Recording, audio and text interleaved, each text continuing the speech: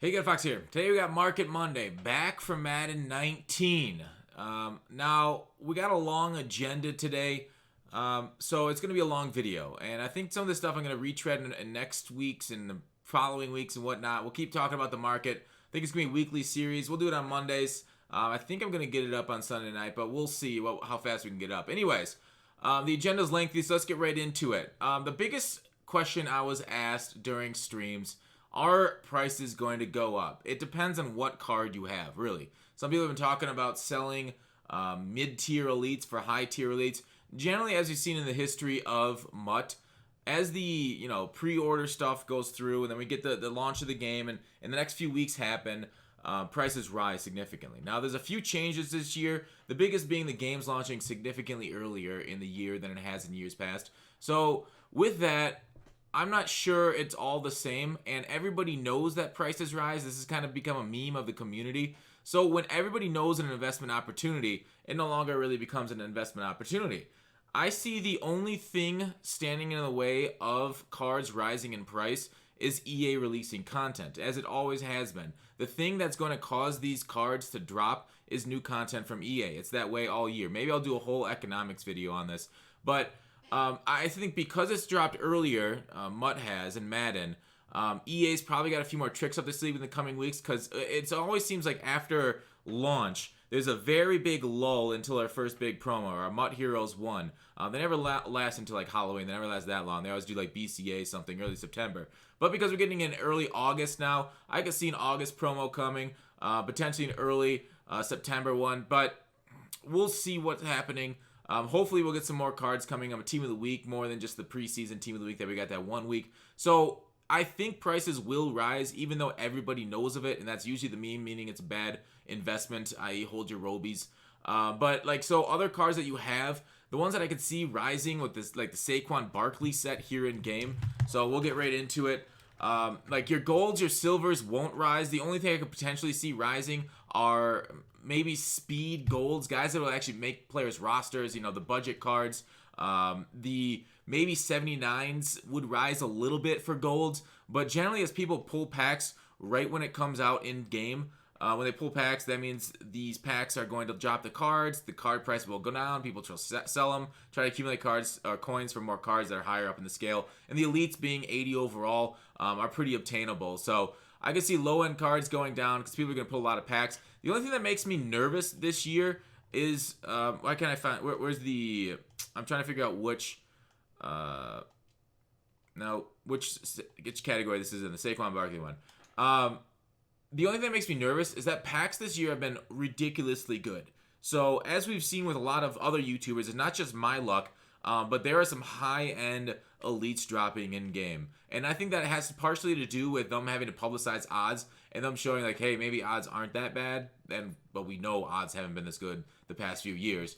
So potentially that's the only thing holding down prices, is that like these high-end elites are popping out of packs. Like the amount that I've seen pulled is crazy. So the biggest investment, like obvious one for other people that everybody knows, hey, everybody invest in rookies because we got this master coming on the 14th.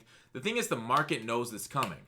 Now, whether you think how like all the noobs coming into the game will see this and know this Barkley set's coming, you're basically banking on the greater fool theory at that point, where basically you're hoping somebody is an idiot and they'll pay more for something that you paid more for because you expect them to pay more for it. Now, this is oftentimes the case, though. We do see something coming a mile away, like the Barkley set or other sets coming in the game, and we know what's going to happen. And the prices will go up anyway. So I would invest in these at your own risk. You could potentially snipe a few of them. The set's not in game, but it just says add all 75 to 79 overall core rookies. So you could filter on the auction house. You could filter on Mudhead. I would tend to lean towards the higher overall one of those, because those tend to be the rarer ones. So if you really want to invest, if you really want to take a risk, try and snipe those 79 overall core rookies. Those are the really ones, if you want to take advantage of this opportunity, those are the ones to kind of look at. All right, so talking about the prices going up and down, that's kind of my thing. I have been stocking up and saving my 89s and the legends. I don't think the legends will go up as much as, say, the base elites. Me and Tex talked about it in this podcast a few weeks ago when we heard about how they're doing in-game items this year with power-ups and these diamond sets. Now, these diamond sets, they always have like one card that's kind of like the gatekeeper to these high-end cards. Generally, let's just say this Jalen Ramsey. The gatekeeper is himself Jalen Ramsey. Somebody's going for quite a few coins as it is. So do I think Jalen Ramsey's going to go up from 420? 420 is a good price, but I can totally see like the high-end corners last year were going for near 1 million coins once we saw about that zone threshold, but also just every single card went up at launch. So he could easily be double that in a week, but we don't know. And I think he will be double that if EA doesn't provide us any more content here for the next few weeks. Until they provide us content, his price will still keep going up because, you know, the 92 overall Jalen Ramsey, people are going to keep wanting better and better team. So as they stack the coins, they only have so many cards to get. But again, that's where the packs come into balance.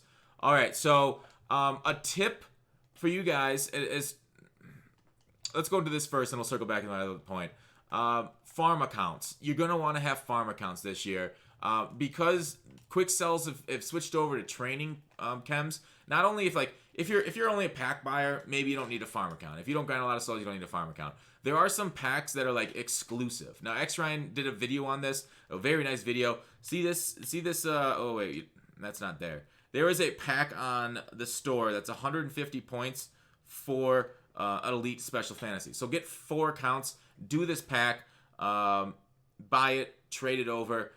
You can either quick sell it, you can either add it to a set. You can do a lot of things with this card and the elite. You can put it on your team. You could even sell the card with the coins, buy a quick sell card, transfer the quick sell card over to your main account, then quick sell it for the coins. So that's another good way of transferring coins from an account to account. Something kind of like getting away EA's rules and regulations on you know, not being able to transfer value from account to account. I know it's against terms of service, just, you know, you do what you can when you can. So farm accounts, as much as EA doesn't like them, go ahead and grind, do them, transfer the cards, put them into sets, put them, quick sell them for training, do all that stuff. But like, that's kind of my suggestion if you're a real grinder, is to get an account. And talking about training, people are going to want to be able to maximize their training this year. So maximizing your training, the best way of doing that is to go over to Mutt here. Mutt a great resource for a lot of market stuff. Go over to the prices. We'll just open up that prices. I got something else for those veterans in a little bit. So if you look at the prices here, the cheapest training to do, we'll have the cheapest up here, 50K for 64. I've noticed, I think like 81s are pretty decent. 80s, 81s have pretty decent training cost to Chem. Some of them are better than others. How much is this Lawrence? What is he? He's an 83. So it varies. It depends on, you know, market fluctuations and stuff. For like, if you want low end amount of training, then you can see how much training is in each card by looking at its value here in Mutthead right there. So that's a pretty nice thing to do. Mutthead is going to be a huge tool for everybody looking to work the market this year. That is probably going to be your most visited site outside of maybe, say, my YouTube channel or the subreddit.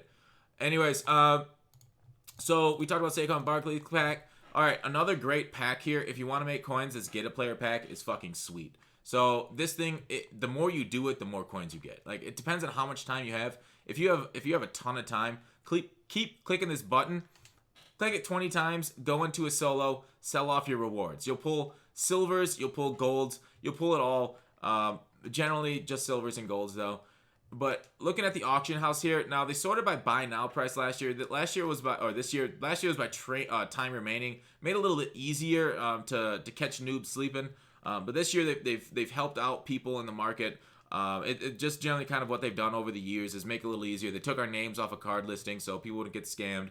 They took it off of this buy now, so it's generally gotten a little bit kinder to newer players over the years, and it's just more of that. I don't think there's anything wrong with that though. So what am I looking for? Let's look for maybe core silvers. Let's just do by quality. So if people are gonna look at this market and say they need a 65 to 69 for the set, for like a token set, they're gonna look at here. They're gonna buy the 750, but generally, I've been selling these cards 900. It looks like even some of these 1300 right now. This is definitely going to go down when the full game launches and people start doing more of those packs. So you could easily sell those 65 to 69s, and even the low end. I've been selling these easily for 550. I could probably get 600 out of them a lot of times. So you could easily make bank off of that 500 coin pack. So if you like pulling packs, pull 20 of those, list them up in the market, go play yourself some solos, wait till they sell. Generally, they don't sell too slow. As you see, some of my golds are selling as I'm trying to get rid of some of my pack pull stuff myself. All right, so that 500 coin pack will make you coin. Also, I've noticed another good set in this game is this playbook set. It was decent early last year for the Mutt. I think it's a Mutt token playbook set. Yeah, right here. No, not the Mutt. Sorry, not this one. This one's the bad one. Because this one, it's you get a... Oh, yeah, this is a good one. Silver Mutt token. So you trade in a silver. So in this set, you trade in a silver, which is good. A silver is 10 silvers. Silver token's 10 silvers, 5 of each category like I just showed. Or you do it here for 10 items. This one's a choose one. The other one's a random one. So this one's like if you need a book. The other one's a random one, it looks like. So, wait, no, I was able to choose in the other one. I did the other one, and I was able to choose. So both of them are choose ones, which is nice. I don't know why they're different. Yeah, you get to pick an offensive player. Yeah, I was able to choose out of the set. So one's essentially a gold token, one's a silver token. Do the silver token one, sell on the market, because those playbooks are actually going for a decent amount right now. I'm guessing if enough people watch this video and start doing that set, the profit margins will go down. But let's just take a look at playbooks right now, how much they're going for. A silver token I calculate out at about 5,000 coins. Let's see if I'm a jerk or not. Playbooks, 8,100. So these things are up here for 8,100. You can make them for 5,000. It's not a bad profit. Just keep it going with the other ones. So playbook sets are one of them. I will notice just these are just some general observations on the market that I've noticed from my time pulling packs and in the market so far. There are fewer gold linemen and linemen on the market than skill positions. It seems it does seem like whenever I look in a binder to find out how much like a gold lineman I want to list for, there generally isn't any competition up, or maybe just one or two. Whereas like if I go for like a skill position, like a wide receiver, strong safety, anything like that, there's always a couple up there. So I think maybe there's fewer linemen to pull out of packs, and that's something you might want to look into, or just maybe fewer people listing them. Maybe I'm using them for more token bait. So let's look for a lineman. Lane Taylor. There's probably gonna be a ton of them after that example. Yeah, there's a ton of them. So it's just a slight observation. Maybe I'm seeing things wrong, but definitely observing kickers and fullbacks not coming out of packs that frequently for myself. Let me know what you guys have in the comments. Have you guys been noticing a lot of kickers and fullbacks out of packs? I've noticed fullbacks have been really tough to get, at least out of packs. So one thing I will say about Legends, and this is going to bring us nicely into our next point. Legends, Flashbacks, Heavyweights. I think the Heavyweights are a better per value, or they were. I haven't seen the price today. Per value stat than like the base elites. The base elites tend to go for more on like a performance ratio than the Legends, because these sets in game generally are easier to obtain, these cards, and they bring down the cost because people can like just make them. You just make them whenever you want them. Then they'll sell them when they don't want them, so the prices are kind of low. You can always use these. Sometimes these sets are cheaper to make than to buy off the market. It depends on the packs out at the time. Frequently, if they have like legend packs out that guarantee a piece, that card will probably be cheaper to make than to buy off the market. But in times like these where they don't have that kind of stuff, it's generally kind of a wash, if not a little bit more expensive to make than to buy off the market. And that varies from card to card, of course, and time to time with investments. So because frequently you don't see that many, like it just had flashbacks, and I was thinking about this earlier and writing up the agenda. You don't see many sets that are like the opposite, like whereas like the set cards are worse performance to price ratio than like base elites or other cards like that. One that really sticks out to me is that draft Antonio Brown from Madden 16. If anybody remembers that guy, he was rare as hell, and he wasn't really that good. He was just super rare in the market. All right, so talking about flashbacks, heavyweights, veteran costs. So it's always a good idea to look through these sets, and especially new sets added to the game, and calculate out how much they cost to make versus how much they are on the market, and how much would it pull the pack to get for them. As I go into the wrong set. All right. Please, Mutt tokens, player and pack rewards. So flashback, heavyweights, veterans. The difference between these guys are basically silver tokens. There's 4 silver tokens there, 3 silver tokens here, and 2 silver tokens here, and only 1 gold token. So that's one difference there. All right, so what I did is calculate them out for you. You're welcome. The elite badge it costs you about 51,000 for one, because the 84 overalls are going for 20. This is based off Mutt head prices. 26.5. The 82. Here, I'll show you. I'll show the badge set.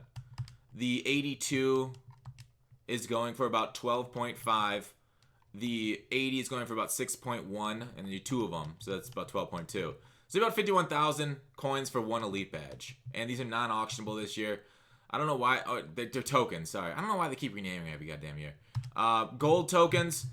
This is for these 74 to 74s. I calculate about 1K. You can probably purchase those for, and the 75 to 79s are about 1,500.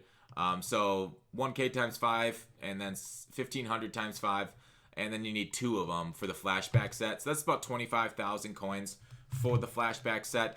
And then the silver set, you get 4 of these in the flashback set.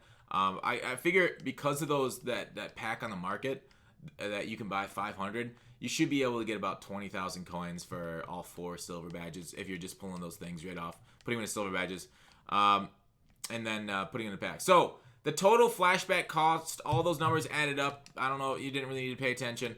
All those numbers added up. The total flashback set for this cost is 96,000 coins. Now you're wondering, okay, what does that mean for me? Let's calculate that out based off Mutt head prices. So this is the Mutt head flashback prices sorted by overall. So if you pull a Gilmore, you can double up your money. Ryan good, Collins good, Joyner good, and that is about it. So 96,000 coins will get you 4 wins out of 10.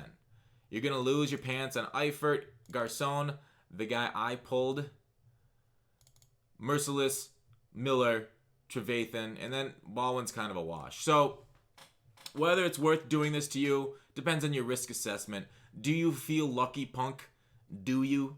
If you do, go ahead. You're not going to lose your pants too hard. The problem is like these 87s are going to be pulled quite a bit more frequently than the 88s because you know they're weighted by overalls. The higher overalls are just harder to pull in game. So go ahead, try your luck. Landon Collins isn't too bad of a card for the 87 overall. He's a big name in game. Now, with similar breakdowns, the heavyweight cost, because it's short 1 silver badge, the heavyweights cost 91,000 coins to complete, and you get a little bit better chances of making more on your coins. So it's a 50-50 on that.